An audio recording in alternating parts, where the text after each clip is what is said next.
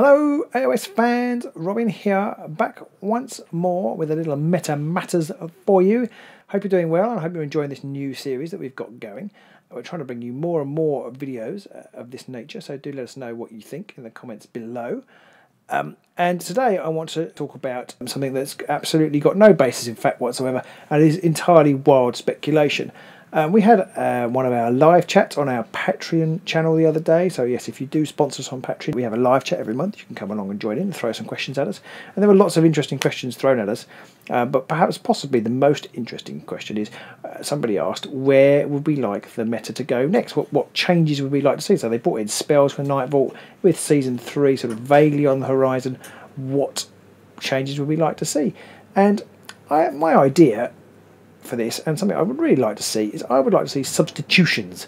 But I don't mean in the game, but I mean before the game. At the moment you've got your warband and it's very static, and that's great. I think that really opens up the accessibility of the game to players from X-Wing or Magic, more static games that don't require miniature painting and all that kind of thing, and you haven't got to worry about what miniatures you've got. I think that's great. But I think the time has come now for some of the older warbands at least. Maybe they need a little bit pepping up, or maybe people might be slightly losing interest in them, possibly not. But I think one way to do this would be to allow substitutions of single characters, straight swaps, single characters for single characters. So the best example I could think of really is obviously some of the older warbands haven't got magicians, but supposing you were playing Iron Skulls, you should swap out Gurzag directly for a Orc Shaman.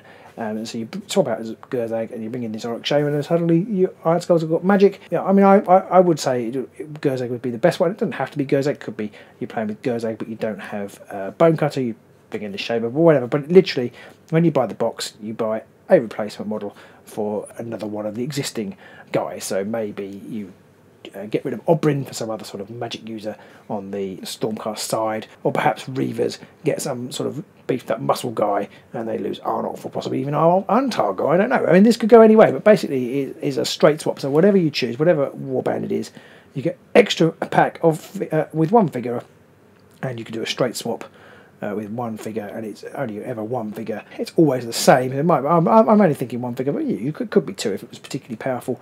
Maybe it could be a Troll Shaman, swap out Mollog. Maybe it could be like a whole new set of squigs to go with Mollog. But the idea is that whatever you buy in this box, always the swap out is always the same. So you don't get that level of choice, but it's a direct replacement. And I think this is an interesting way of spicing up the older warbands if they need spicing up. I'm 100% sure they do. But it would also be an interesting way of adding new cards.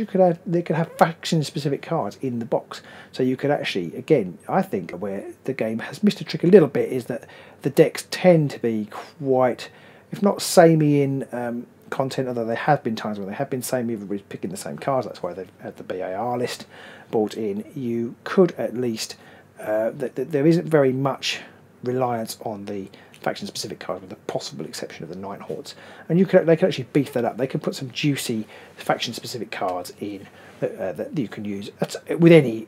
You don't have to use the special character. You could use any with any warband, as long as they're the same one. So you get some new Iron Skulls cards that you could put in with your Iron Skulls boys.